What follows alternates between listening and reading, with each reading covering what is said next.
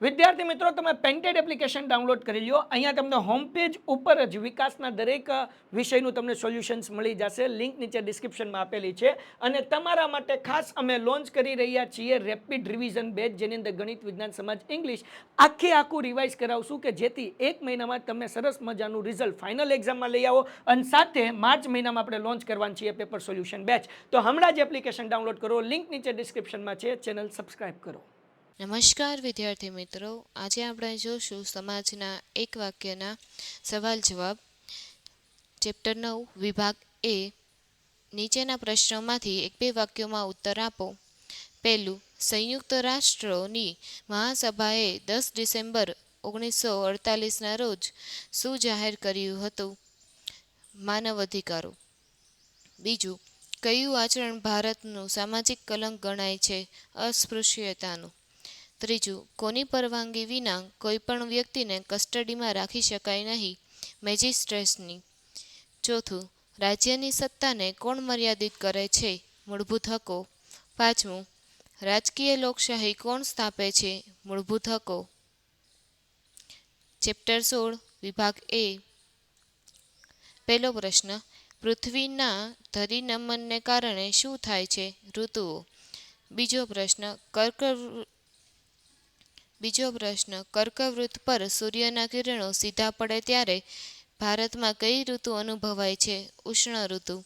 ત્રીજું, મે માસમાં મલબાર કિનારે પડતો થોડો વરસાદ કયા નામે ઓળખાય છે?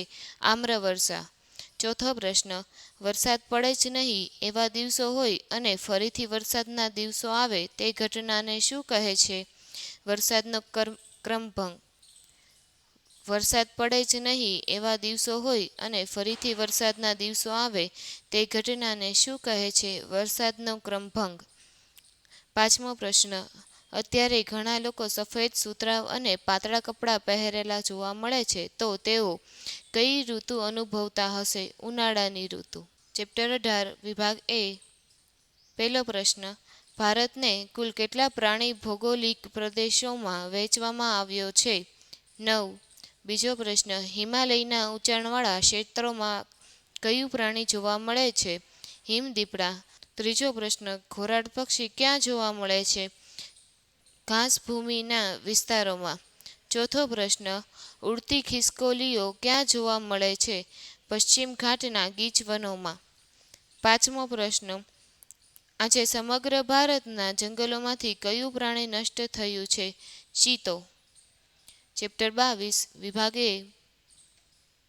પહેલો પ્રશ્ન, કેવા વાહનો પસાર થઈ રહ્યા હોય ત્યારે વાહન ચાલકે તાત્કાલિક પોતાનું વાહન તેના માર્ગમાંથી હટાવી તેને આગળ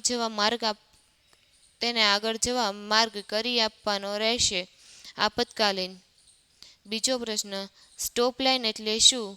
વાહનોને થોભોના સંકેત પહેલાંની આડી લાઇન.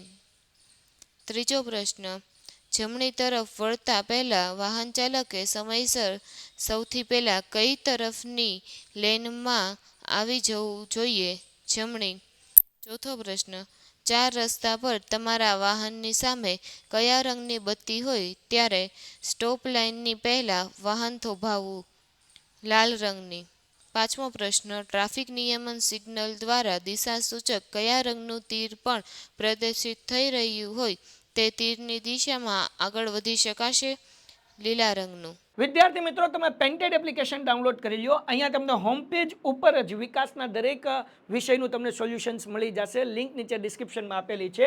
અને તમારા માટે ખાસ અમે લોન્ચ કરી રહ્યા છીએ રેપિડ રિવિઝન બેચ, જેની અંદર ગણિત, વિજ્ઞાન, સમાજ, ઇંગ્લિશ આખું રિવાઇઝ કરાવશું કે જેથી એક મહિનામાં તમે સરસ મજાનું રિઝલ્ટ ફાઇનલ એક્ઝામમાં લઈ આવો. અને સાથે માર્ચ મહિનામાં આપણે લોન્ચ કરવાની છીએ પેપર સોલ્યુશન બેચ. તો હમણાં જ એપ્લિકેશન ડાઉનલોડ કરો. લિંક નીચે ડિસ્ક્રિપ્શનમાં છે. ચેનલ સબસ્ક્રાઇબ કરો.